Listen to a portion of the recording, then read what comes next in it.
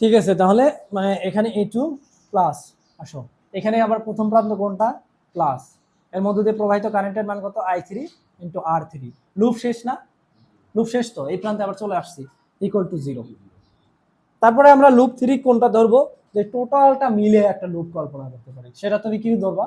তো এ প্রান্ত থেকে তুমি এ প্রান্তে আবার ফেরত আসবা। ধরো লুপ 3 যদি তুমি বলো A B C D E F A, হবে না একটা লুপ? হবে। এখানে তুমি যদি লুপ অ্যাপ্লাই করো তাহলে এখান থেকে যাওয়ার প্রথম প্রান্ত কোনটা? -a1 plus i1 r1 minus, দেখো তো এখন এই দিকে যাওয়ার জন্য প্রথম প্রান্ত কি মাইনাস না? Minus i2 r2। আচ্ছা এইদিকে আসো, তার প্রথম প্রান্ত কোনটা বলো? প্লাস এই2। আচ্ছা আচ্ছা, এই প্রান্ত আসার জন্য আর কোনো লোড রেজিস্ট্যান্স নাই, তার মানে এগুলো ইকুয়াল টু কত? 0। বুঝতে সাকিন, বুঝছো? তার মানে এগুলো এগুলো কিভাবে অ্যাপ্লাই করতে হয়, জাস্ট কেভিএল তোমাদের এখানে শেষ। এটা হলো তিনটা লুপ থেকে আমরা একটা মান পাবো, বুঝছো? তো কেভিএল মূলত আমাদের এভাবে কেভিএল অ্যাপ্লাই করতে হয়। হ্যাঁ, অঙ্ক করবো যখন এইগুলোর জায়গায় মান দেওয়া থাকবে তখন তো একটা অ্যান্সার বের হবে। এখন কি এটার কোনো অ্যান্সার আছে? কোনো অ্যান্সার পাবো? জাস্ট এটা ইন জেনারেল একটা ওয়ে যে কিভাবে তোমাদের সলভ করতে হয়। ঠিক আছে, ঠিক আছে, তাহলে আমরা কেভিএল এর কয়টা ম্যাথ সমাধান করব। এক নম্বরে যে সমাধানটা আছে एग्जांपल 1,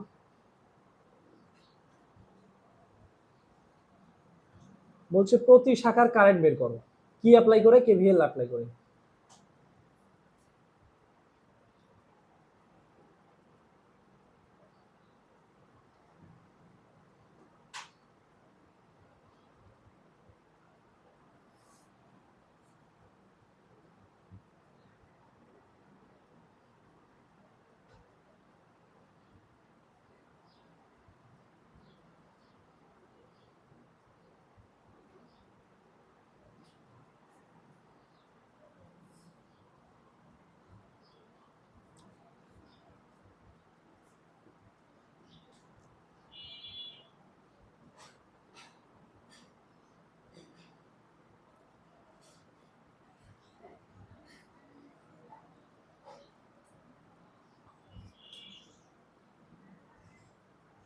এটা আছে কত ওহম? 20 ওহম। এটা আছে 15 ওহম।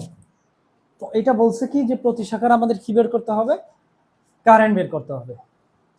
দেখো একটা জিনিস, দেখো চেষ্টা করবা মনে রাখবা, যতগুলো আননোন ভ্যালু ততগুলো ইকুয়েশন, যতগুলো আননোন ভ্যালু ততগুলো ইকুয়েশন। এখানে আননোন ভ্যালু কয়টা আছে? একটা, দুইটা, তিনটা না? মানে অজানা মান, যে মানটা বের করতে বলছে। এখানে কি বলছে? প্রতি শাখার কারেন্ট। প্রতি শাখার কারেন্ট কে কে? i1 i2 i1 না? তার মানে এখানে অজানা মান কয়টা? তিনটা। তিনটার মানে তোমাকে বের করতে হবে। আর তিনটার মান যদি বের করতে চাই, তিনটা ইকুয়েশন তৈরি করতে হবে। তিনটা ইকুয়েশন কয়টা তৈরি করতে হবে? তিনটা। আর যদি দুইটার মান জানতে হয় তাহলে দুইটা ইকুয়েশন হবে, বুঝছো? আচ্ছা তাহলে দেখো আগে ইকুয়েশন শর্ট করা যায় কিনা দেখো তো। এই সোর্সের জন্য যে i1 কারেন্টটা যাচ্ছে এবং এই সোর্সের কারেন্ট থেকে যে i2 কারেন্টে যাচ্ছে, এই দুইটার মিলিত কারেন্টই তো এর আগে আমরা দেখছিলাম এর মধ্যে দিয়ে প্রবাহিত হয়, দেখছিলাম না? তার মানে এইখানে আমরা একটা কেসিএল অ্যাপ্লাই করব। এখানে আমরা কি করব? কেসিএল। এটাকে নোড আমরা ধরলাম বি পয়েন্ট। হ্যাঁ, তো বলবো apply KCL at node B point. হ্যাঁ, বি পয়েন্ট নোটে কেসিএল। দেখো তো কি বলছিলাম, আগত কারেন্ট ইকুয়াল টু নির্গত কারেন্ট না? আগত কারেন্টের যোগফল ইকুয়াল টু কি হয়? নির্গত কারেন্টের যোগফল। দেখো এই পয়েন্টে আসতেছে কে কে? i1 plus i2 equal to কি? নির্গত কারেন্টের যোগফলগুলো বসাবো। এখন এখানে শুধু নির্গত কারেন্ট কি আছে? শুধু আইএল না? শুধু আইএল। তার মানে এখান থেকে কি বুঝলা? আইএল সমান কি লেখা যায়? এটা লিখতে পারি?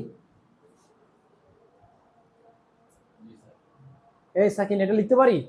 আইএল ইকুয়াল টু কি লিখতে পারি? i1 plus i2। এখন দেখো এখান থেকে কি করব? তার মানে আইএল সমান আমরা কি বলবো? i1 plus i2। কথা বুঝছো? তো এখানে আমরা লুপ, তাহলে এখানে যদি আমরা আইএল সমান লিখি I1 প্লাস I2।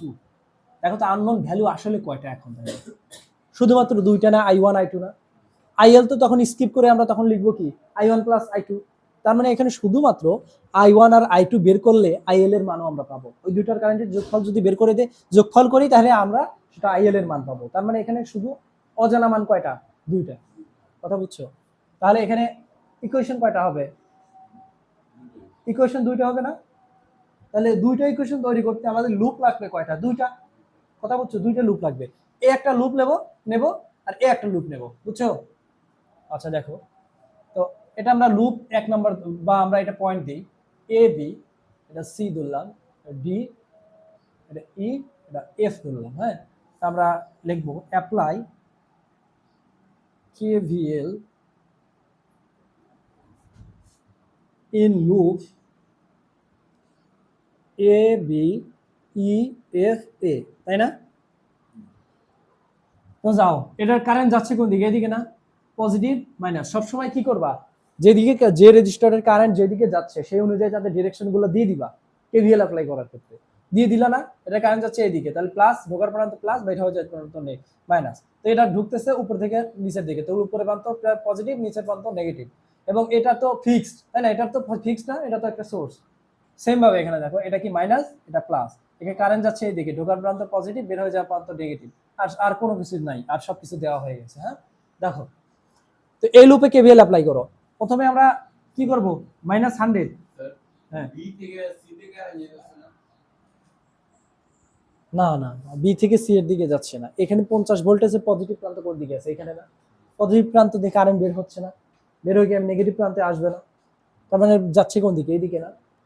আচ্ছা, তাহলে এখানে এইদিকে। এখন আমরা 1 নাম্বার লুপে দেখো, এ বি ই এফ এ লুপে আমরা কেভিএল অ্যাপ্লাই করব। তাহলে -100 প্লাস কত?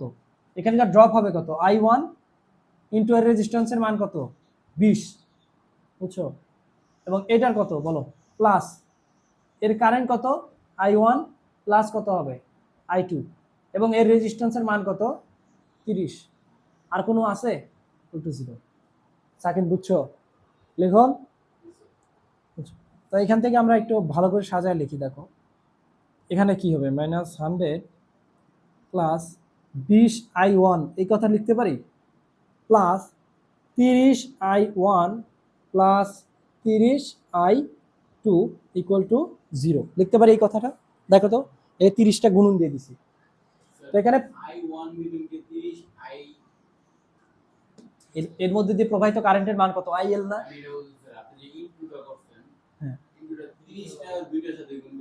হ্যাঁ হ্যাঁ, এই 30টা কি এর সাথে গুণন হবে না? এরকম আছে 30I1 প্লাস I2, এটা জাস্ট গুণ করলে কত? 30I1। কথা বুঝছো? হ্যাঁ, আমি যেরকম পড়াচ্ছি এরকম করো। হ্যাঁ, বেশি বুঝলে আবার মাথা প্যাঁচ লেগে যাবে। দেখো, অন্য কিছু ভাবার দরকার নেই। তো এখানে দেখো 20I1 আর 30I1 কি হবে? কত? 50I1 না? 50I1 plus 30I2। এই -100 কি ওই পারে গেলে কি হবে? শুধু 100 না? দেখো, এই -100 ওই পারে গেলে কত হবে? শুধু 100। তো এইটার সমান আমরা সরাসরি লিখতে পারি, সুতরাং এটা আমরা লিখতে পারি এটা 100। এটা হলো 1 নম্বর সমীকরণ। কয় নম্বর সমীকরণ? 1 নম্বর সমীকরণ হয়ে গেল। 100টা একটু ভালো করে লিখি। এরপরে লেখো 2 নম্বর সমীকরণ, অ্যাপ্লাই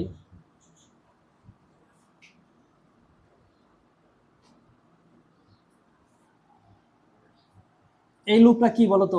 ডি থেকে আমরা কি আবার ডি তে আসবো, তাহলে D C B E D নাকি?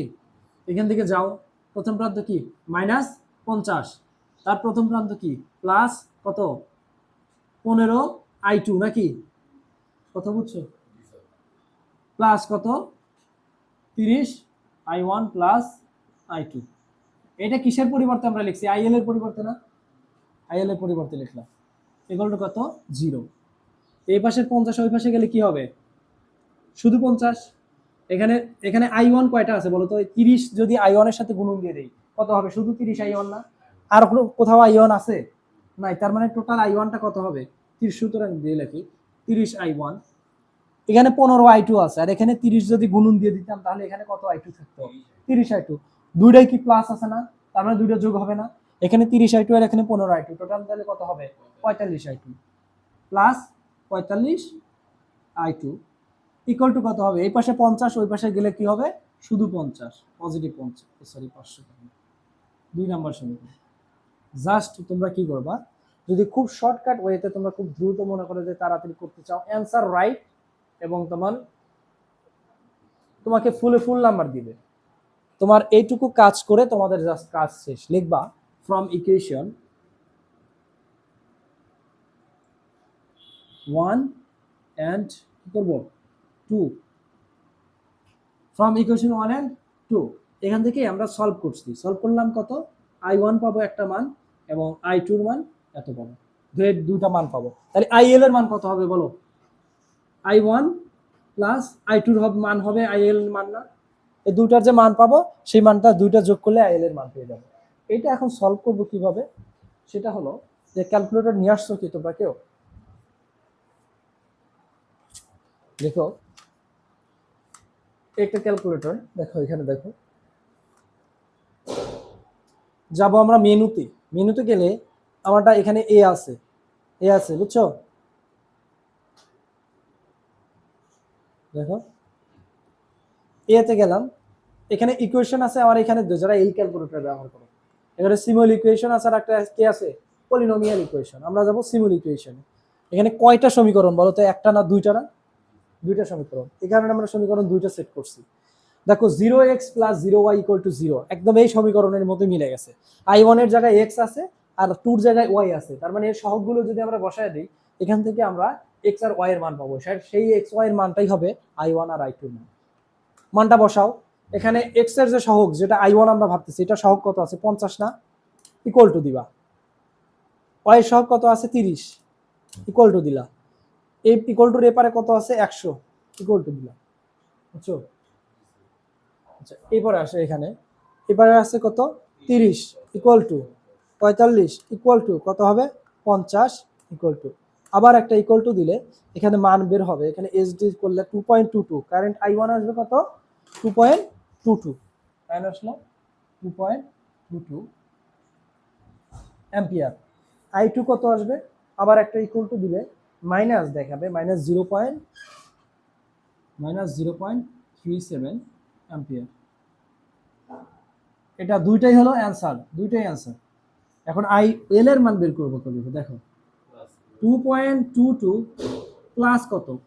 -0.37, তার মানে এখানে মাইনাস প্লাস মাইনাসে মাইনাস হয়ে যাবে, আলটিমেটলি কি হয়ে যাবে? বিয়োগ হয়ে যাবে।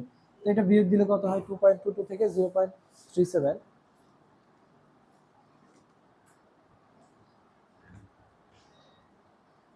মান আসবে 1.85। এটাই হলো অ্যান্সার।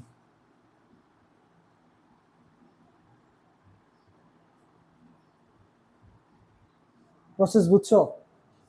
এখন তোমার হাতে যদি ক্যালকুলেটর না থাকে তাহলে তুমি কি করবা? ক্যালকুলেটর ছাড়া সমাধান কি করবা? এখান থেকে যে কোনো একটা মান বের করবা। ধরো i1 এর মান বের করবা, ক্যালকুলেশন করে i1 এর মান বের করবা। i1 থেকে তোমাদের এত কিছু শেখার দরকার নেই, আপাতত এই নিয়মে শেখো, যে কোনো একটা নিয়ম শেখো। হ্যাঁ, ক্যালকুলেটর যেহেতু আছে, ক্যালকুলেটর যেহেতু নেওয়া